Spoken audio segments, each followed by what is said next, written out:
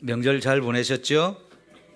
예, 아직도 연휴가 남아 있지만은 여러분 이제는 우리 일상생활, 특별히 경건한 생활에 더욱 집중할 수 있기를 바랍니다. 오늘 17절부터 말씀을 보았습니다마는 1절부터 쭉 그 흐름을 좀 살펴볼 필요가 있는데요.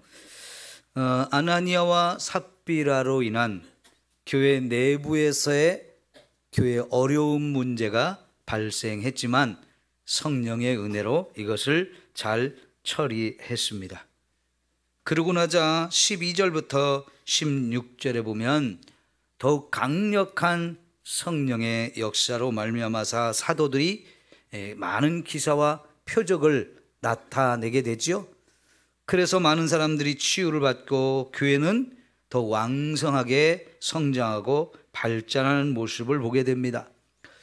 하나님을 안 믿는 사람들도 성도들에 대해서 더욱 칭찬을 하게 되고 구원받는 사람들이 날마다 더해지는 것을 우리가 볼 수 있지요. 12절을 먼저 여러분 봅시다. 사도들이 손을 통하여 민간의 표적과 기사가 많이 일어나매 믿는 사람이 다 마음을 같이하여 솔로몬 행각에 모이고. 여러분, 예수 믿는 사람들은 성전 안에 있는 이 솔로몬 행각이라는 곳에 날마다 열심히 모였어요. 왜냐하면 거기서 사도들이 복음을 전했기 때문입니다. 자, 그러면서 17절로 내려가 보시면 대제사장들과 그와 함께 있는 사람, 즉 사두개인의 당파가 다 마음에 시기가 가득하여 일어나서 어찌합니까? 사도들을 잡아갑니다. 그리고 옥에 가두었습니다. 그런데 주의 사자가 이 밤에 옥문을 열어주며 사도들을 감옥으로부터 끌어냅니다. 그리고 뭐라고 말씀합니까? 가서 성전에 서서 이 생명의 말씀을 다 백성에게 말하라 하매 그들이 듣고 새벽에 성전에 들어가서 가르쳤다 그랬습니다. 그러는 동시에 여기 가르치더니 다음에 뭐라고 합니까? 대제사장들과 그와 함께 있는 사람들이 와서 공회와 이스라엘 족속의 원로들을 다 모으고 사람을 옥에 보내어 사도들을 잡아오라. 이 동시 진행형인 것입니다. 자, 여기까지 우리가 좀 정리를 간단하게 해 보았는데요. 이 부분을 좀 더 구체적으로 살펴보면서 우리가 오늘 깨달을 것이 무엇인지를 한번 확인해 봤으면 좋겠는데요. 자, 이 말씀을 여기까지 읽으면서 끝까지 42절까지 읽었지만 오늘 전체적인 말씀을 읽으면서 여러분이 하나님의 마음을 이 말씀에서 느끼고 깨달았으면 좋겠어요. 모든 성경은 하나님의 말씀입니다. 그러므로 성경 어디를 보아도 그 말씀 속에서 우리는 하나님의 마음이 어떠한지를 자꾸 느껴봐야 돼요. 이 말씀을 하실 때 이런 상황 속에서 하나님의 마음은 어떤 마음일까? 이런 부분들을 우리가 살펴보면서 그 하나님의 마음을 찾고 느낄 수 있다고 하는 거, 이게 최고의 은혜인데요. 자, 오늘 우리가 하나님의 말씀 읽었던 부분에서 여러분은 하나님의 마음이 무엇이라고 느끼고 깨닫습니까? 그것은 바로 어떤 고난과 핍박과 박해가 일어나도 거기에 굴하지 말고 더욱 열심히 복음을 전하라. 이게 하나님의 마음이 아니겠습니까? 오늘 말씀 속에서 우리가 느낄 하나님의 마음인 것이에요. 왜 하나님이 특별히 옥에 갇혀있는 제자들을 끄집어내면서 그들에게 빨리 도망가라 하지 아니하고 너희는 다시 너희가 잡혔던 그 성전, 복음을 전하다 잡혔던 그 자리로 다시 가서 이 하나님의 생명의 말씀을 모든 사람에게 다 말하라고 이야기를 하시나요? 그만큼 복음을 전하는 게 중요하고 또 시급하기 때문인 것입니다. 여러분, 한 영혼이 얼만큼 귀하다 그랬어요? 천하보다도 귀하다는 겁니다. 한 사람의 영혼은 세상을 주고도 바꿀 수 없을 만큼 귀한데, 지금 그 영혼들이 하나님의 말씀, 이 생명의 복음을 듣지 못해서 지옥에 지금 멸망길로 가고 있는데, 그들을 구원하려면 빨리 가서 복음을 전해야 하는 거예요. 하나님이 지금 그걸 가장 기뻐하고 원하신다는 것을 우리가 오늘 말씀에서 확인해 보셔야 하는 것이죠. 이런 하나님의 마음이 가장 정확하게 저와 여러분에게 표현된 구절이 뭐냐? 요한복음 3장 16절이에요. 거기 뭐라고 그랬습니까? 하나님이 세상을 이처럼 사랑하사. 누구를 주셨어요? 독생자를 주셨어요. 왜요? 이 독생자를 믿으면 누구든지 멸망을 당하지 않습니다. 그리고 영원한 생명을 얻게 하시려고 하나님이 그 아들을 우리에게 보내주셨어요. 그만큼 우리를 사랑한다는 거, 오늘 읽은 말씀에도 그런 하나님의 마음을 우리가 충분히 느껴볼 수 있지 않겠습니까? 이런 하나님의 마음과 하나님의 사랑을 알기에 사도들 고난받는 거 조금도 두려워하지 않았습니다. 당시에 유대에서의 최고의 권력을 갖고 종교적으로 정치적으로 그들을 다스리는 이 권력자들이 복음을 전하지 못하게 금지를 했지만 거기에 굴하지 않았습니다. 왜요? 하나님의 말씀을 전하는 것, 그걸 하나님이 원하시고 그 사명을 우리에게 주었다라고 확실하게 깨달았기 때문에 그들은 생명을 걸고 이렇게 복음을 전하는 것입니다. 19절을 다시 한번 확인해 볼까요? 주의 사자가 밤에 옥문을 열어주고 거기서 그들을 끌어냅니다. 그리고 20절에 뭐라고 말해요? 가서 성전에 서서 이 생명의 말씀을 다 백성에게 말하라. 저는 이 구절을 읽을 때 하나님이 왜 이런 말씀을 하실까? 왜 이렇게 옥에 갇힌 자들을 찾아가서까지 그들을 끌어내 주면서 여전히 또 가서 이 복음을 전하라고 할까요? 이 복음 전하다가 이들은 잡혀왔습니다. 그리고 옥에 갇혔습니다. 그런데 그냥 내버려둘 수가 없기 때문에 하나님이 직접 찾아와 주시고 개입하면서 그들을 옥에서 하나님이 직접 꺼내 주셨어요. 그리고 여전히 또 잡힌 그곳에 가서 복음을 전하라고 말씀을 하시는 거지요. 저와 여러분을 사랑하는 이 하나님의 마음이 여기서 절절하게 느껴지지 않습니까? 그러면 참 여러분 무딘 거예요.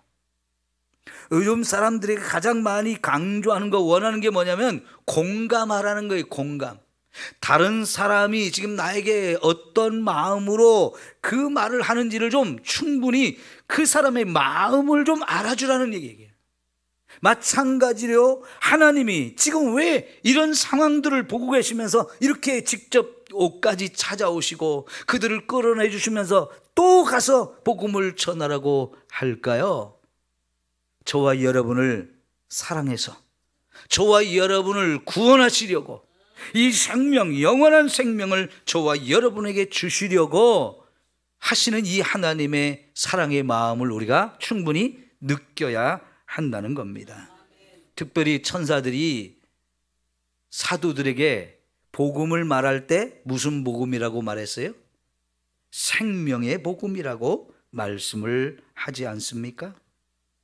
이 복음이 바로 생명이라는 겁니다. 이 생명의 복음을 전해서 사람들을 저 천국으로 인도해서 거기서 영원히 살게 해주는 것, 그것이 바로 오늘 우리가 가진 복음인 거예요. 이 복음이 생명인 거예요. 그래서 사도들이 열심히 복음을 전한 것처럼 저와 여러분도 이 복음을, 생명의 복음을 열심히 전해야 하는 것입니다. 26절로 내려가 볼까요? 성전 맡은 자가 부하들과 같이 가서 그들을 잡아왔으나 강제로 못하면 백성들이 돌로 칠까 두려워함이라. 여러분, 밖에 옥에서 갇혔다가 천사들이 풀어주면 다시 전하라고 해서 그들이 이제 새벽부터 성전으로 가서 복음을 또 전합니다. 그 현장에 또 성전 맡은 자들이 와서 또 잡아다가 이제는 재판장에 앉히고 재판을 합니다. 그런데 그 재판장에서 또 어떤 일이 벌어집니까? 대제사장이 말합니다. 28절에 우리가 이 이름으로 사람을 가르치지 말라고 엄금하였으나 너희가 너희의 가르침을 예루살렘에 가득하게 하니 이 사람의 피를 우리에게 돌리고자 합니다 하면서 금에도 자꾸만 이렇게 하는 이유가 뭐냐라고 묻습니다. 여러분, 그럴 때 이 29절부터 32절까지 베드로가 말합니다. 베드로와 사도들이 대답하여 이르되 사람보다 하나님께 순종하는 것이 마땅하니라 하면서 30절에서 32절까지 복음을 전하지 못하게 방해하고 금지하는 자들에게도 복음을 전해요. 뭐라고 말합니까?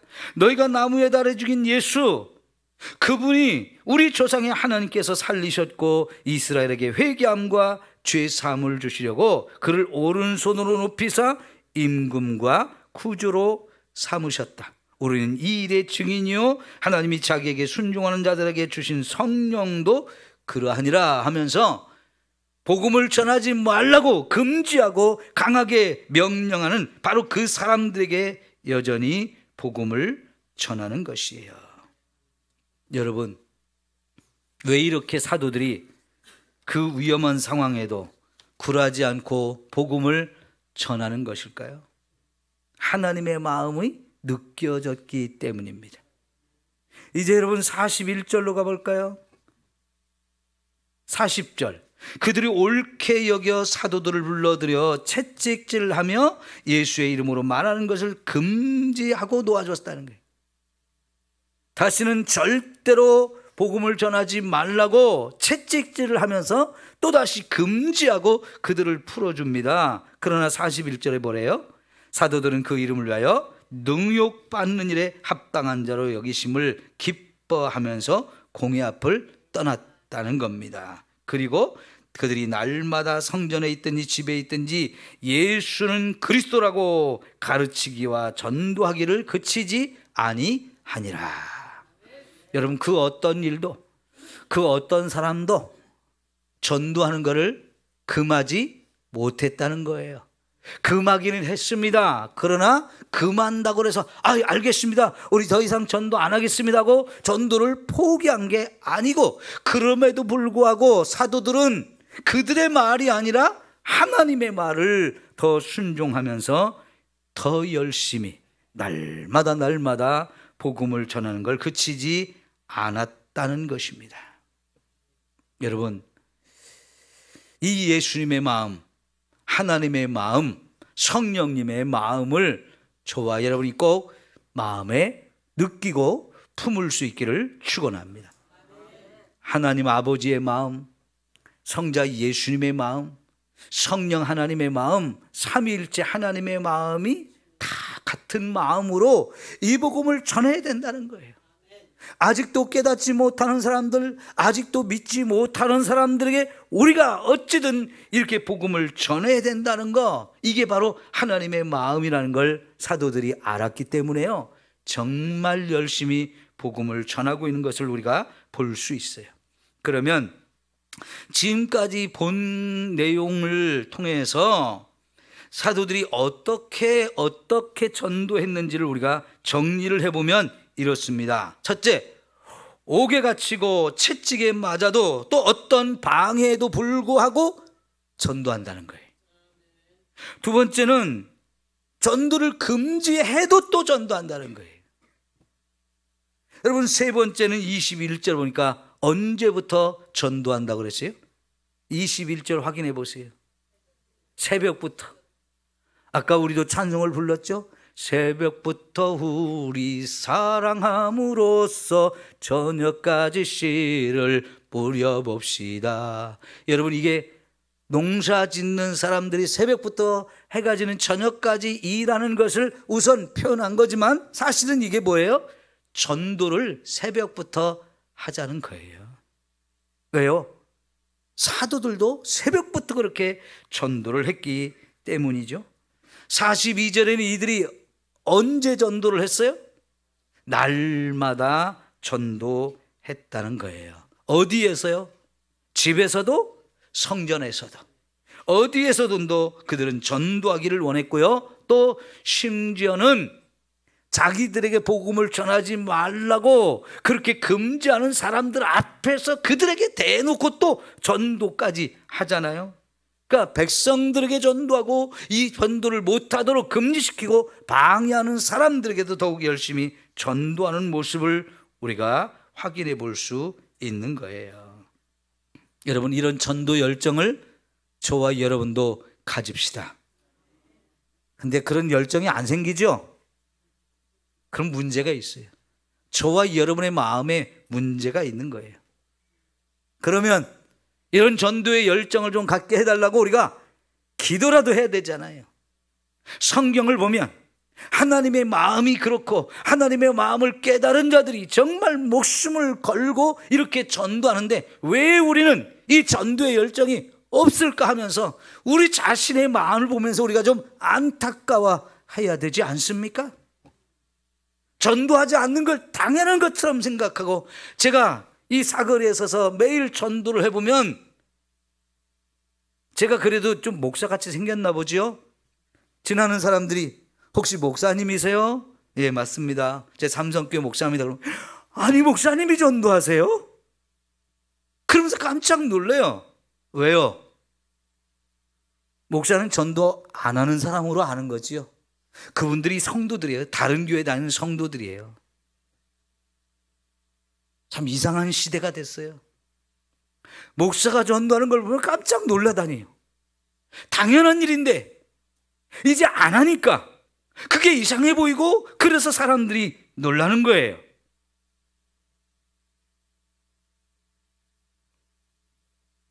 디모데후서 4장 2절에 보면 사도 바울이 때를 얻든지 못 얻든지 전도하라고 말씀하셨어요. 디모데전서 2장 4절부터 7절까지 보면 하나님은 모든 사람이 구원에 이르기를 원하신다라고 말씀을 하십니다. 그게 하나님의 마음이에요. 그래서 저와 여러분에게 땅끝까지 이 복음을 전하라고 하셨고, 그 사명을 받은 제자들 정말 목숨을 걸고 땅끝까지 가려고 그렇게 몸부림을 쳤어요. 왜요? 전도해야 되기 때문에, 그 복음을 가지고 가야 될 사람이 나라고 하는 걸 깨달았기 때문에. 왜요? 예수님만이 유일한 구원자라는 걸 그들이 알기 때문입니다. 그리고 사람들이 이 복음을 들어야만 구원을 받을 수 있는데, 전하는 사람이 없으면 그들이 들을 수가 없고 듣지 못하면 구원을 못 받는다는 걸 너무나 잘 알기 때문에 그들은 그렇게 복음을 전하려고 했던 것입니다. 오늘 저와 여러분이 이런 마음을 가져야 합니다. 근데 어때요? 전도란 말을 오늘 또 계속 하니까 부담스럽죠? 예? 예. 부담스럽게 들린다고 하면 그게 문제예요. 전도를 하고 싶지 않은 마음이 우리 안에 가득 차 있어요. 전도를 하는 말 안 했으면 좋겠다 하는 마음, 전도하는 걸 부끄러워하는 마음들이 저와 여러분에게 있어요. 왜 그렇습니까? 이거는 하나님의 마음하고는 완전히 정반대의 마음이잖아요. 저와 여러분이 복음의 능력을 여전히 잘 모르기 때문입니다. 이 복음을 전하는 일이 얼마나 영광스럽고 얼마나 값진 일인지 여전히 모르기 때문에 그래요. 하나님이 이 전도하는 것을 얼마나 기뻐하는지를 우리가 그 마음을 느끼지 못하니까 그래요.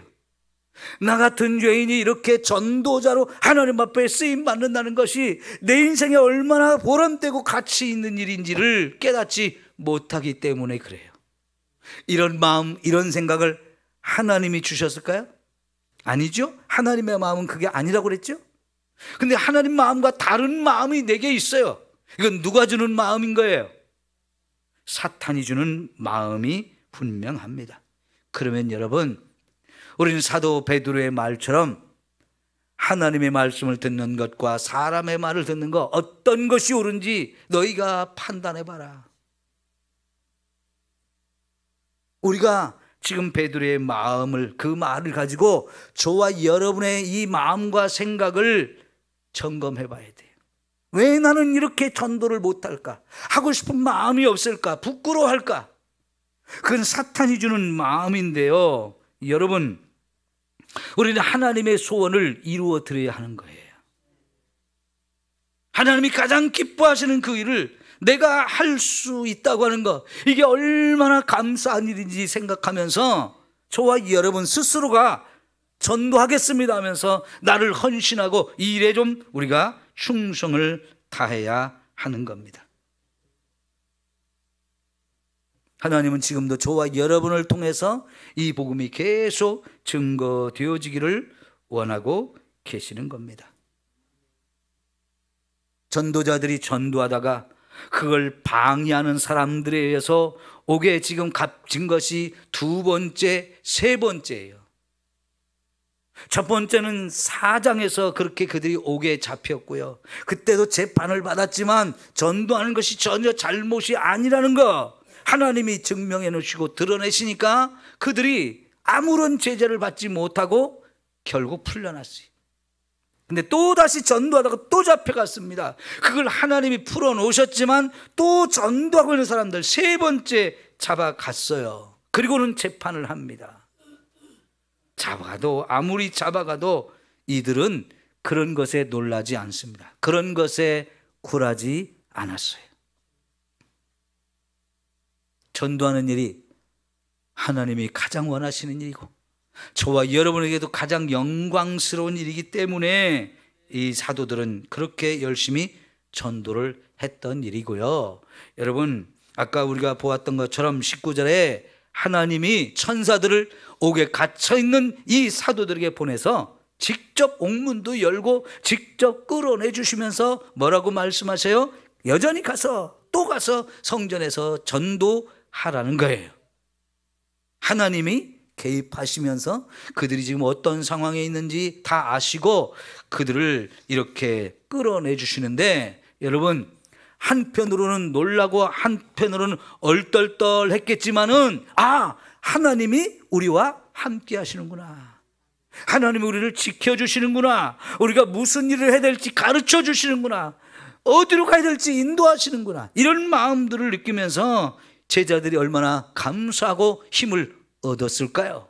그러니까 여러분, 새벽부터 나가서 달려가서 복음을 전하는 것 아닙니까?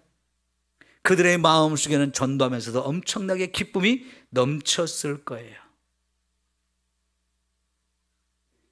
이런 마음 저와 여러분에게 주시라고 하나님께 기도해야 할 줄 믿습니다. 자, 그러면 반대로 이 복음 전하는 걸 방해하는 사람들, 박해하는 사람들을 한번 살펴봅시다. 17절에 보면 이 사람들이 어떤 사람들이라고 했어요? 대제사장들과 그와 함께 있는 사람들. 다시 말하면 사두개파 당파 전체가 마음의 시기가 가득해서 이들을 반대하고 있다는 겁니다. 왜 마음의 시기가 일어난 겁니까? 왜 이 사두개인들, 대제사장들의 마음에 사도들에 대해서, 이 복음 전하는 것에 대해서 왜 시기가 일어나는 걸까요? 이 사도들을 통해서 많은 치유와 기적의 역사가 일어났습니다. 그래서 그 사람들이 많이 이제 병자들이 치유받으니까요, 사람들의 관심이 다 어디로 갑니까? 사도들에게 가고 그 사도들이 전하는 예수를 믿게 되면서 지금까지는 종교 지도자이고 정치 지도자인 이 대제사장들과 사두개인들에게 꼼짝 못하고 그들의 말을 순종하는 것이 백성들이었는데요, 이제는 그들의 마음과 그들의 관심이 다 예수님께 쏠리고 사도들에게 쏠리는 거예요.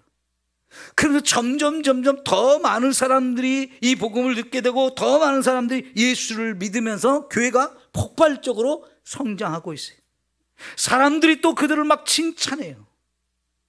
이러니까요, 여러분, 이 사람들이 마음에 시기가 날 수밖에 없는 거였죠. 아까 28절을 읽다 보니까 대제사장들이 이 사도들에게 한 말 중에 뭐라고 말하냐면, 그 28절 끝에 보니까 이 사람의 피를 우리에게 돌리고자 함이라 그랬어요. 예수가 십자가에 죽은 이 사건, 예수를 십자가에 죽인 게 우리들이라고, 그 죄를 우리에게 지금 덮어 씌우려고 하는 의도까지 있다라고 얘기를 합니다. 그만큼 분명히 자기들이 예수님이 죽인 걸 아는데, 그랬는데 이제는 그걸 숨기고 그걸 감추려고 했는데, 이제는 그걸 감출 수 없어서 사람들의 화살이 자기들에게 날라오면 자기들도 위험할 수도 있지 않습니까? 그러니까 이제 이걸 그냥 둘 수가 없는 거지요. 그래서 사도들을 잡았고 감옥에 가두고 이제 재판을 해서 어떻게 해서든지 그들에게 벌을 주고 절대로 복음을 전하지 못하게 방해를 하려고 하는 겁니다. 자, 여러분, 이런 사람들 사탄이 그냥 두겠습니까? 이 전도를 방해하려고 하는 사람들, 그들은 종교적인 최고의 힘을 가지고 정치적인 최고의 힘을 가진 사람들입니다. 그런데 그들을 사탄이 그냥 두지 않고 너희들은 내 먹잇감이라고 다 그들을 사로잡고 그들을 이용해서 전도를 못하게 방해를 하는 거지요. 왜요? 전도자들이 누구를 전합니까? 예수님을 전하니까요. 이 사람들은 사탄의 도구가 되고 사탄의 종이 될 수밖에 없는 겁니다. 생각해 보십시오. 제가 계속 말했잖아요. 이 사람들이 누구냐고요? 정치와 종교의 최고 지도자들이라는 겁니다. 그럼에도 불구하고 그들이 사탄의 도구가 되고 사탄의 먹잇감이 될 수 있다는 거 우리가 확인해야 돼요. 이 목사도 마음 한번 잘못 먹으면, 생각이 좀 잘못되면 얼마든지 사탄의 도구가 될 수 있어요. 여러분도 마찬가지예요. 그가 어떤 사람이든지 간에 마음을 사탄에게 빼앗기고 사탄이 주는 생각을 품어버리면 그는 언제든지 어떤 상황에서든지 사탄의 도구가 될 수 있어요. 이 사람들 어떤 수단과 방법을 가리지 않고서라도 자기들이 가진 이 기득권을 지키려고 그렇게 몸부림치잖아요. 바로 이런 사람들이 사탄의 도구가 될 수밖에 없는 겁니다. 그래서 여러분, 저와 여러분이 죄를 멀리하고 죄와 싸워 이겨야 합니다. 그렇지 않으면 언제든지 사탄이 저와 여러분을 보고 있다가 틈을 타고 와서 막 사로잡아가지고 사탄의 도구로 쓰면서 하나님의 일을 방해하는 자들이 되어지는 거예요. 죄의 길로 가지 말고 우리 주님을 위해 살아야 합니다. 주님이 기뻐하시는 일, 하나님이 원하시는 그 마음과 생각을 품고 거기에 저와 여러분의 삶을 헌신하고 충성한다고 하면 하나님은 저와 여러분에게 더욱 성령을 부어주실 줄 믿습니다. 여러분, 요한계시록 2장에 보면 아시아의 7교회에 편지를 보내는 중에 에베소 교회에 보낸 편지의 내용 중에 지금 에베소 교회 성도들이 많은 고난을 당하고 있다고 그랬는데, 그 에베소 교회 성도들에게 고난을 주는 무리, 그들이 바로 유대인의 회당이라고 하는 유대인의 회, 사탄의 회라고 표현되어진 사람들이 있어요. 유대인인데 교회를 핍박해요. 예수 믿는 사람들을 자꾸 방해를 해요. 그것 때문에 에베소 교회 얼마나 크고 아름다운 교회였습니까? 얼마나 전도하기를 열심히 했던 교회입니까? 그 아시아 7교회라고 나오는 교회들이 다 에베소 교회를 통해서 개척되어진 교회들이고, 그 7교회가 힘을 합해서 열심히 하나님 나라를 세워가고 있는데, 그 중심에 있는 이 에베소 교회를 가장 괴롭힌 사람들, 유대인들이었어요. 예수 믿는 걸 금지하고 전도하는 걸 방해하는 사람들, 이들이 사탄의 도구로 쓰임받고 있다는 것을 우리에게 보여주고 있는 겁니다. 그들이 가진 권력을 이용해서 교회를 쓸어버리고자 했는데요, 그래서 더 이상 전도를 못하게 방해를 합니다. 자, 여러분, 다시 한번 말씀드립니다. 저와 여러분은 절대로 사탄의 도구가 되면 안 됩니다.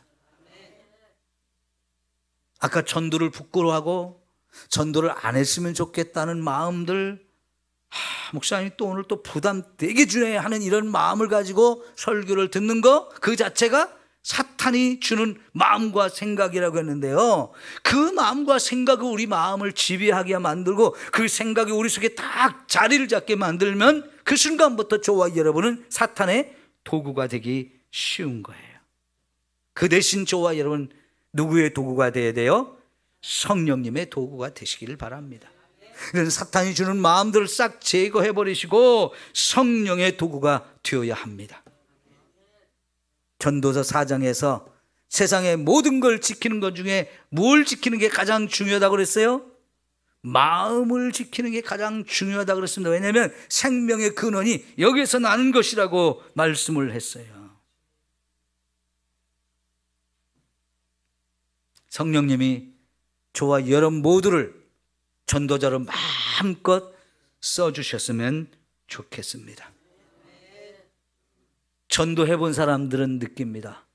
전도하는 게 이렇게 좋은 일이구나, 이렇게 기쁜 일이구나, 이렇게 감사한 일이구나, 이렇게 행복한 일이구나 하면서 전도해 본 사람이 그런 말을 해요. 여러분 모두가 이 경험을 해볼 수 있기를 축원합니다. 여러분 매일매일 이렇게 구역별로 나와서 이 사거리에서 1시간, 1시간 반 혹은 2시간 이렇게 전도하는 기회를 드리는데 이상하게 말 못 옵니다.